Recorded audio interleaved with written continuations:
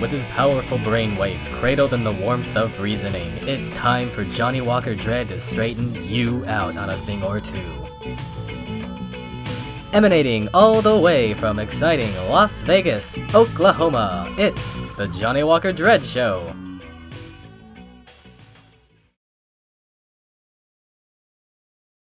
So we have been discussing several of the things that happened throughout that night with Kyle Rittenhouse. The charges that were laid against him, we're going to lay out the charge and we're going to give our unprofessional, non-lawyer verdict in the court of public opinion on these charges. So the first one, he was charged with first-degree reckless homicide on Joseph Rosenbaum.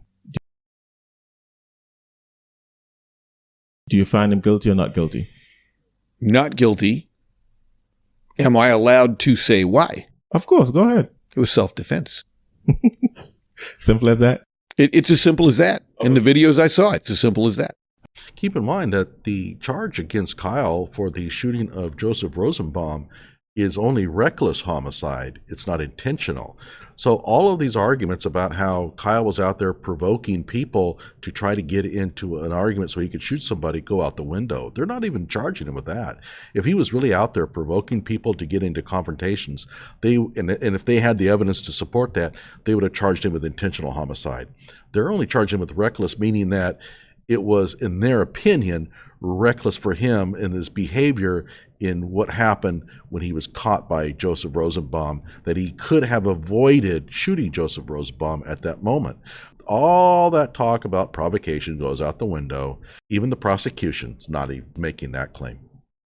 How about you, Jay? I agree 100%. In the videos, before Rosenbaum was chasing him, Rosenbaum verbally expressed his desire to hurt him, and Rosenbaum was running after him, obviously intending to do him harm. When the shot fired that caused Rittenhouse to turn around, by the time Rittenhouse turned around, Rosenbaum was literally in his face, inches from his face. And if I were in Rittenhouse's shoes, I would have shot too. Well, just a few clarifications here. He wasn't that close. He was lunging after the barrel of Kyle Rittenhouse's gun, which is a dumb thing to do. I mean, all you people out there that, you know, when you see somebody with an AR-15, try to grab the barrel of the rifle. That's a good way to disarm the person. It's a little bit of an exaggeration to say that he was inches away from him. Also, I don't know of any indication that Joseph Rosenbaum is on video verbally threatening Kyle Rittenhouse. I think she's got Kyle confused with another militiaman. And I have a feeling that Joseph Rosenbaum made the same mistake. However, Ryan Balch is in his testimony claiming that Joseph Rosenbaum threatened to kill Kyle earlier in the evening. Ryan Balch is going to be on the stand. He's going to probably make that claim, and that's going to sink the prosecution's case completely. Because even if you undermine Ryan's credibility to a certain extent, there's going to be jury members who are going to think, yeah, I believe him. I think that Joseph Rosenbaum really did threaten Kyle earlier in the evening and therefore did intend to hurt him. I'm going to have to say not guilty on that one. Yeah, I will definitely agree that's definitely not guilty in my book. Now, all those people who are claiming, well, Kyle Rittenhouse, he's going to go to prison. This is a slam dunk. All three people here are going to claim he's not guilty.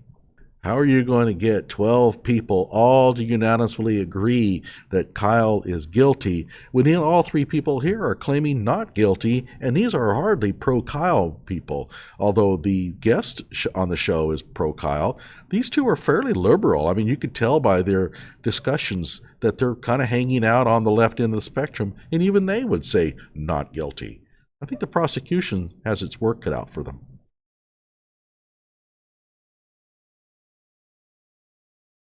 Definitely based upon Rosenbaum's behavior, that he as Jay said, intend harm. And I think that Kyle Rittenhouse didn't have a choice but to defend himself, and against a deadly threat, use deadly force. First degree reckless endangerment. Richard McGinnis, and that's the reporter. Jay, innocent or guilty? I would also have to say that he's not guilty on this one. He did not intend to, like, the same way he did not intend, like, premeditate murder for Rosenbaum. He did not intend to endanger McGinnis. In fact, McGinnis was the one who was running behind them to get the video, to get the story. Now, I could see both sides because as self-defenders, we always say you're responsible for every single round that comes out of the chamber or that comes out of the barrel. You're responsible and you should know your target and what's behind it. You might be able to stretch it and say he's guilty of reckless endangerment. I personally don't think so, simply because McGinnis was the one running to get the footage, if you would, and to try and see what was happening. When Rittenhouse turned around to fire it, I don't think there was any premeditation there. It was more like, my life is in danger. Here we go. Okay, so just a few clarifications here. Premeditation is irrelevant when it comes to this reckless endangerment deal. She does make a very good point, though, that Richard McGinnis put himself in that spot. He's a reporter, and he placed himself in a position where Kyle could have shot him easily. And so how culpable is Kyle for that? Kyle is defending himself, and he's trying to take care of an attacker, and another person has placed himself in the firing line. And can you really blame Kyle for reckless endangerment there? No. And in fact, I think it'd be impossible to claim that he was guilty of reckless endangerment regardless. If he's been found not guilty by self-defense, he's trying to defend himself. And by the way, Wisconsin state law about the self-defense claim when it comes to the shooting of others supports Kyle in this one as well. Around hit. So in my opinion, I would say not guilty, although I can see both sides. I could see how you could stretch it to say reckless endangerment. MD? As a hunter, I'll tell you that in any situation where I'm in a hide and I see a deer, I glass that deer pretty carefully to make sure there's nothing behind it. But the deer isn't shooting at me. The deer hasn't cursed me. The deer hasn't attacked me. The deer is not, as Jay said, in my face with stated intent to do me harm. Were that the case, my round might go through the deer, but the deer would be dead. It's a hard statement, but it's nonetheless the truth. Whatever's behind that deer has to deal with its own dangers. So I would say not guilty. Yeah, again, he doesn't have the law quite right here. It's that's not the reason why that Kyle is not guilty here in case of reckless endangerment, but okay. Yeah, for me, this one is a hard one, to be honest. As Jay said, I see both sides. I see that the fact that you need to know your target and what's behind it, what's above it, below it, and whatever proposition you want to put there. You definitely need to know because you're responsible for every bullet that you fire. But at the same time, you were running behind a known danger to get a footage. So you kind of put yourself in a situation. What you want him to do? So if he didn't shoot, then it's either your life or mine. I'm sorry, I'm going to choose yours probably, because if I'm protecting my life and you're going the way so that I can protect my life, then you kind of put yourself in the situation. He didn't run towards you and fire. You run toward him. So I'm a little bit on the fence. I can see that this one might stick a little bit, but if I'm pressed, I would say not guilty. But if he's charged with this one, I wouldn't be surprised. Yeah, I think that it would be very surprising if you can claim that somebody fires in self-defense, but also find him guilty of endangering somebody else while doing so. That makes no sense whatsoever. It's not Kyle's responsibility to clear the area behind the victim here, just like a police officer would. He sees a threat. He has to terminate the threat. He doesn't need to be worried about what's behind the threat. I wouldn't be surprised, but I can't see how they're going to say not guilty on Rosenbaum and then guilty on this one, though. That to me, because, both of them happen at the same time. So that one is a tough one for me, but I will say not guilty as well. Now, I don't know anything about law, but I wonder if the question of whether he was at a riot or protest will come into play here. Definitely. Because in my mind, if you say riot, we're talking anarchy. There are no rules. This is war, right? Yeah, but unfortunately, that has to actually be declared by a governor. You can't just simply decide that there's so much crime going on right now that we're going to change what the laws say. It doesn't work. I mean, if the governor has declared a state of anarchy, then laws can be adjusted during those times, but that didn't happen here. Yeah, so I understand what Jay's saying there in terms of Richard McGinnis. But yeah, I was watching a lawyer actually discussing this very case. And the first thing the lawyer established, let's be honest, he was at a riot. I honestly believe that there's no way it's going to come out in court that he was at a First Amendment protected protest. There's no way that can be true. And even if the left want to say it was a protest, there's no way when you see the amount of cars that were burned and the buildings that were burned and the amount of gunshot. Just let's put that to rest.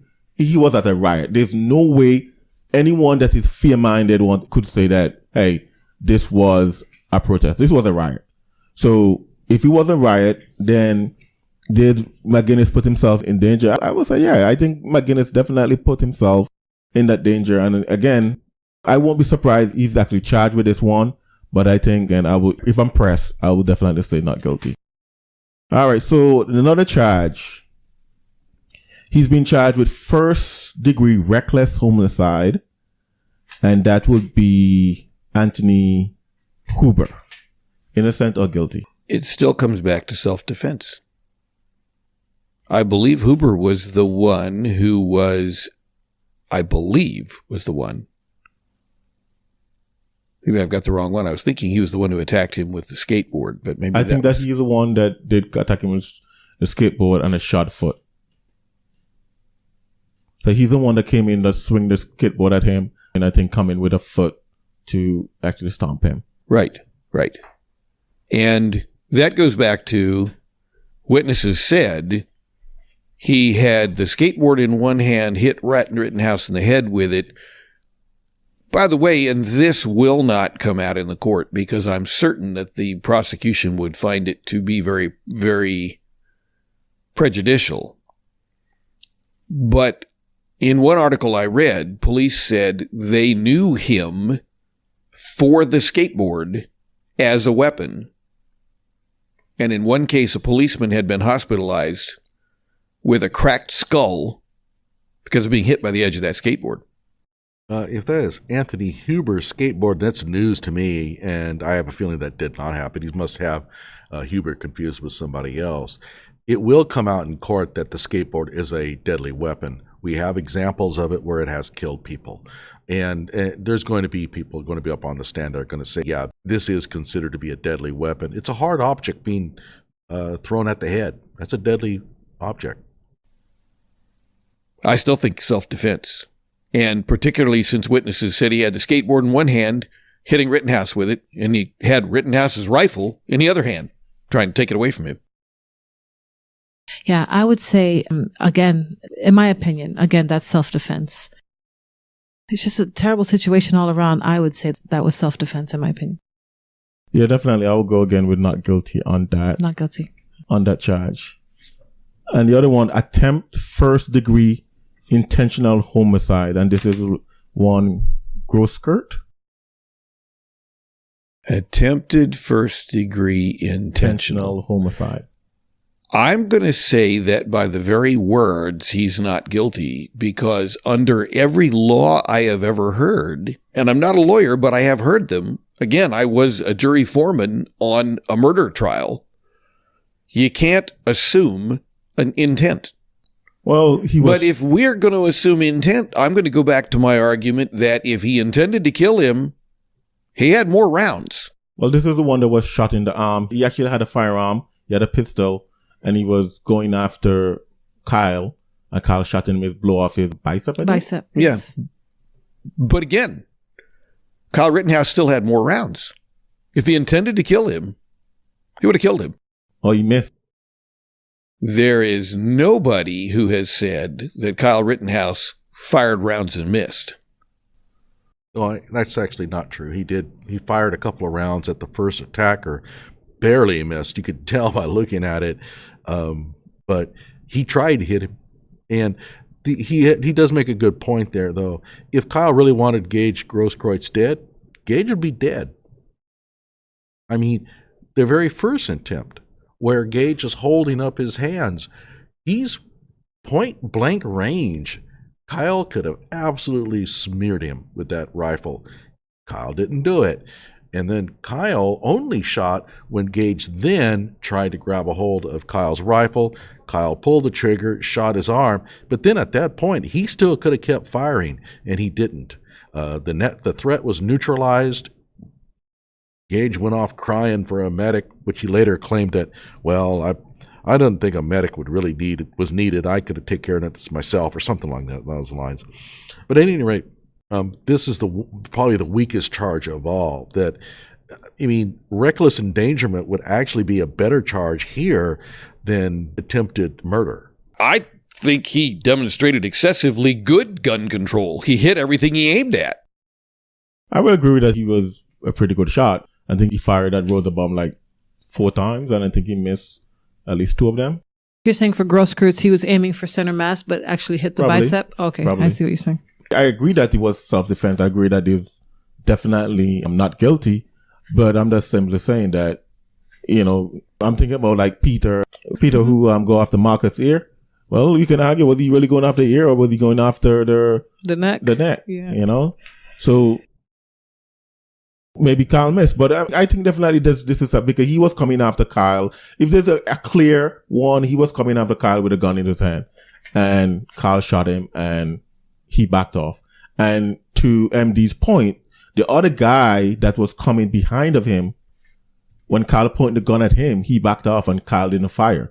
So definitely he did show a lot of restraint, because if he was just firing wildly, that last guy that raised his hand and started backing up and he didn't fire, he would have shot him too.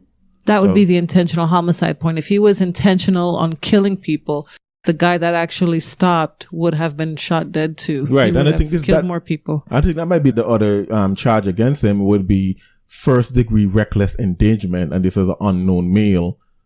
And I think that might be the last guy that he pointed the rifle at. He raised his hand and back off and Kyle didn't fire. Innocent or guilty? Has to be innocent. I mean, reckless endangerment. In a situation where he's already had to fire his weapon in self-defense.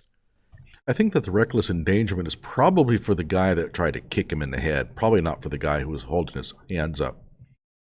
And there's another one, and he had the ability to look and discern and say, oh, he's not a threat, and not shoot him. Yeah, I think a lot of people would have shot him. To be honest with you, I'm not sure I wouldn't have. I mean, you don't know what you're going to do until you're in that actual situation. And a lot of us would say, well, I would have shot the gun right out of Gage's hand. That would have been a better thing to do. They come across these wild beliefs about what they would have done.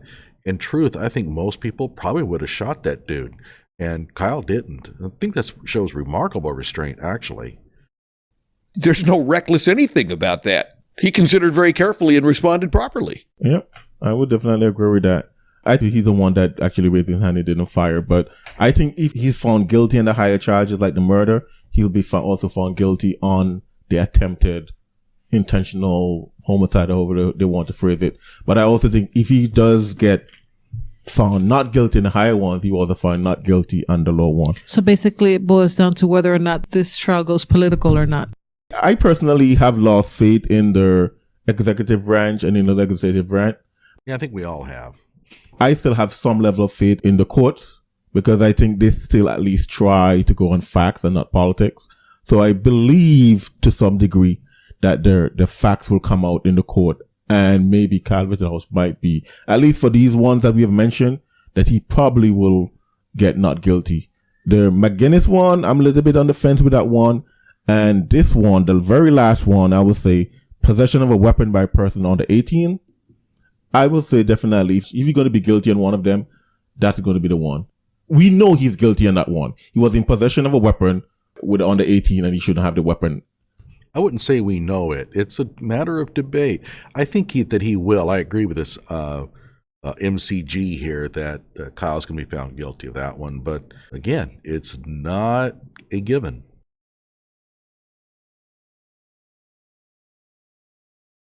At least according to Wisconsin law. So that one is probably not even an argument, So, but that's a misdemeanor. The others are what, 60? Yeah, I think years, maximum 60 years in prison for each of those. So minus the reckless homicide that carries a penalty of life, but the rest of them would be minimum 60 years. Yeah, he's not going to get anything like that. He's a 17-year-old with no prior record. Not a chance. Yeah. So my verdict would be that I believe Kyle Rittenhouse will be charged for at least one, if I'm going to say probably two, the endangerment, reckless endangerment. Definitely one. I will say he's not going to get off of that one. I would agree with you on what he will be potentially convicted of. Right. So, personal experience again, as a jury foreman. This case we were sitting on happened to be juveniles in a gangland initiation, as far as we can tell. And in fact, their friends were there in court in their gang colors and trying very hard to intimidate the jury. I will tell you, I am very glad that the jury wasn't intimidated. One of the jury members was of the same ethnic group as the gang was. I won't say which one it was because it doesn't really matter to this. But that particular member, understanding the facts, and they were clear, the evidence was very well presented, and the defense was, did you find the knife? But with everything else, it wasn't necessary to find the knife. And that particular member, when I polled the jury, said, guilty, no question at all. But one member said, well, I'd hate to see a 12-year-old go to prison. So I asked him, is he guilty? And he said, yes. And I said, how do you vote? He said, not guilty. I said, you don't have that option. If he's guilty, he's guilty. And I agree, I'd hate to see a 12-year-old go to prison. But this was a 12-year-old who very clearly tried to murder 3 people. And it's not a matter of judging intent. It's judging the severity of wounds and how long he kept stabbing with people trying to stop him. He intended to kill. So, jury foreman has to deal with, it must be a 100% verdict. If you get one who looks at it and says, yeah, okay, Kyle Rittenhouse was 17 years old and he had a weapon, but you don't have the option when that individual says, I will not convict. When he tells the judge, I will not convict. When the jury foreman is required to walk out and say to the judge, we have a hung jury. Or we can't come to an agreement. Or we have one or more jurors who say, the judge can't direct a verdict. It only takes one. Yeah. I have a feeling they're going to have a hard time getting one to say guilty here, but okay. I definitely think that, of course, I'm not going to be on the jury. I don't live in that area of the world, but... And if I did, they wouldn't let me be on the jury either, because I have way too strong an opinion on the topic. Right, but definitely, I think if you're going to be convicted of any one of these, because I think they're individual charges, so if he's convicted on any one of these, it's definitely not going to be the possession of a weapon by a person under 18.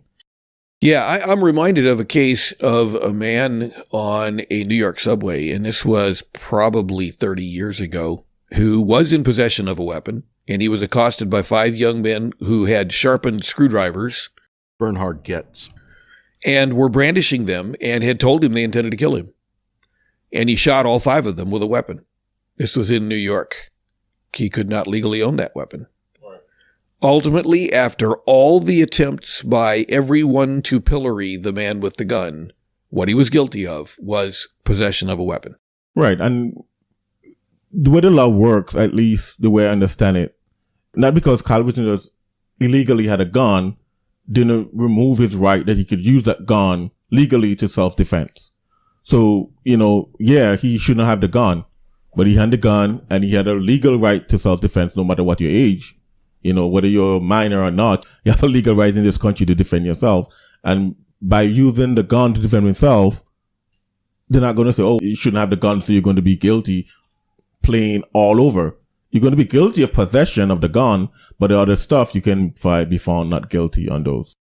The audience can't hear my head rattling. I think you probably can, but I was nodding my head with you the whole time you were talking. I agree, absolutely. Yeah, definitely.